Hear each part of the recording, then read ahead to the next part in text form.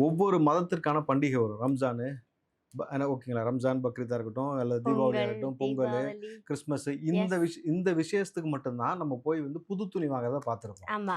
First time இந்த தமிழ்நாட்டுல வந்து எலக்ஷனுக்காக புது துணி வாங்குனாங்கன்றது தான் ரெக்கார்ட் பிரேக். ஆக்சுவலா கண்டிப்பா. வந்து பார்த்தீங்கன்னாக்கா, அதுவும் காக்கி பேண்ட், வெள்ள சட்டை, ஒரு காப்பு.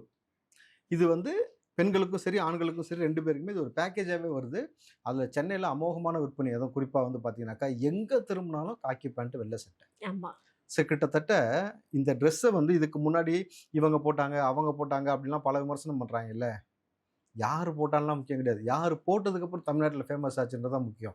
ஸோ ம். தளபதி விஜய் அவர்கள் போட்டதுக்கு அப்புறம் அது ஒரு ட்ரெண்ட் செட்டா மாறிடுச்சு. ஓகே. ஸோ எல்லாரும் சொன்னது போல ஒரு திருவிழாவ கொண்டாடுவது போல, நம்மளுடைய பண்டிகைய கொண்டாடுவது போல இந்த திருவிழா கொண்டாடிருக்காங்க. நான் எலக்ஷன் கேம்பெயினுக்கு போகும்பொழுது மக்கள் சொன்னதெல்லாம், "அண்ணா நீங்க வேற எங்கேயாவது போய் ஓட்டு கேளுங்க கவலைப்படாதீங்க. நாங்க உங்களுக்கு தான் போடுவோம், உங்களுக்கு தான் போடுவோம்ன்னு" சொன்னபொழுது, சரி இந்த அளவு கான்ஃபிடென்ட்டா சொல்றாங்களேன்னு இருக்கும்பொழுது ம். பார்த்தீங்கன்னா, போலிங் பார்த்தா உங்களுக்கு தெரியுது இல்லையா? கிட்டத்தட்ட ஆல்மோஸ்ட் நெருங்கிருச்சு. எந்த அளவுக்கு பாருங்களேன். கிட்டத்தட்ட 85 ஆமா.